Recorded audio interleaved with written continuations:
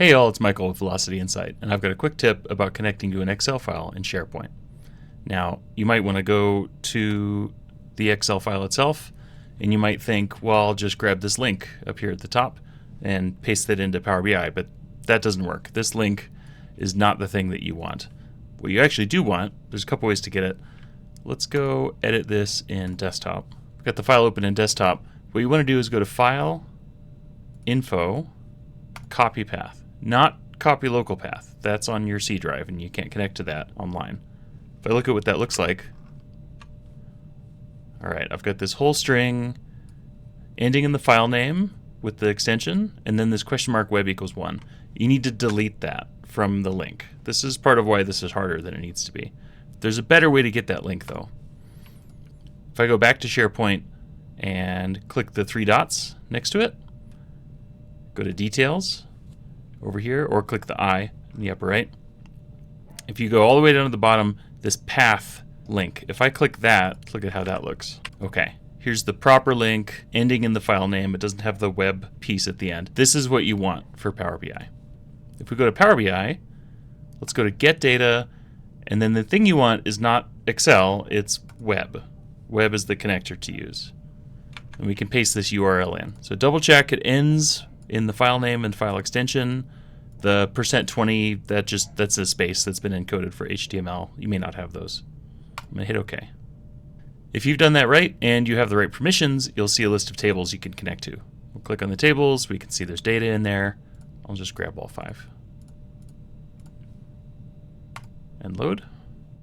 Alright, evaluating, connecting, loading. There we go. My data's in, I can see my tables. If I go look at the data, down to transactions, there they are. I want to make a quick visual just to kind of have something to show, because I want to publish this to the web. Let's grab gross amount for the y-axis and cache date for the x-axis. Cool. Here's some transaction data. So to publish this, you just hit the publish button. I'll save.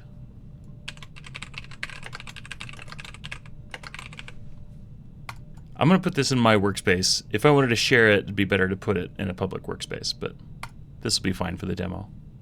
Success. Let's go look at it in Power BI Service. Okay, here's my report. It looks like it did, but there's more we can do here. If I go to my workspace, okay, let's move this over here so you can see it better. So here's my new report and the semantic model, which is the data model. And you notice if I click this Refresh Now button, it prepares, but it can't quite do it, right? It's going to think about it and say, something went wrong, we're not able to refresh. So let's click the 3 dots, the P's, next to the semantic model and go to Settings. It tells me the last refresh failed. I can come down to Cloud Connections. It doesn't have a gateway. Let's create a connection. We're going to call this SharePoint. We're going to connect via OAuth 2 and edit my credentials.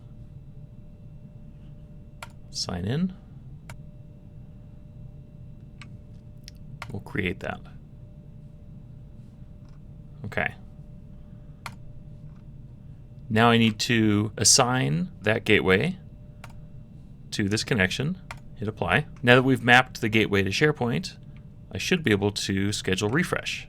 Let's turn that on. This just needs to be weekly.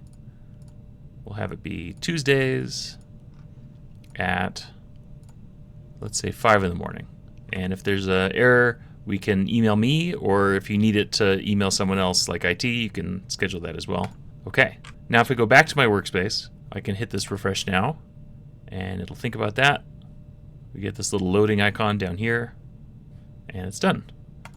If I click the 3 dots, I can go to Refresh History, and I can see there were a couple of failures where I tried to, and then once the gateway was set up, it's completed successfully. You can show details here and see it took 6 seconds, no big deal. If I create a dashboard and I just want to connect it to Excel and have it refresh automatically when that file changes, this is how you would get that done. It's harder than it needs to be, but it's not really that difficult. If you want to learn more, you can check out our classes on Saga Wisdom. We have both an intro and an intermediate class with way more details on DAX, Power Query, and the new mapping capabilities in Power BI. If you're interested in in-person training, we love teaching that way. You can find more details on our website. There's links in the description. Thanks for learning with me. Hope to see you again.